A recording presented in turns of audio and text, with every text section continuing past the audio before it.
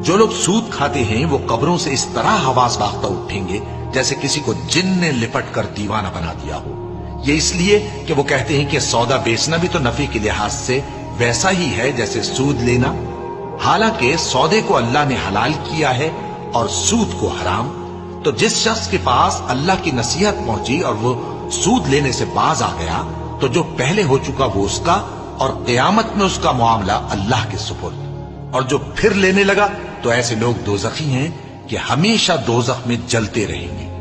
اللہ سود کو نابود یعنی بے برکت کرتا اور خیرات کی برکت کو بڑھاتا ہے،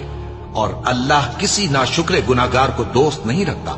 جو لوگ ایمان لائے اور نیک عمل کرتے اور نماز پڑھتے اور زکات دیتے رہے، ان کو ان کے کاموں کا صلہ اللہ کے ہاں ملے گا، اور قیامت کے دن ان کو نہ کچھ خوف ہوگا اور نہ وہ غمناک ہوں گے۔ مومنو، اللہ سے ڈرو، اور اگر ایمان رکھتے ہو تو جتنا سود باقی رہ گیا ہے اس کو چھوڑ دو،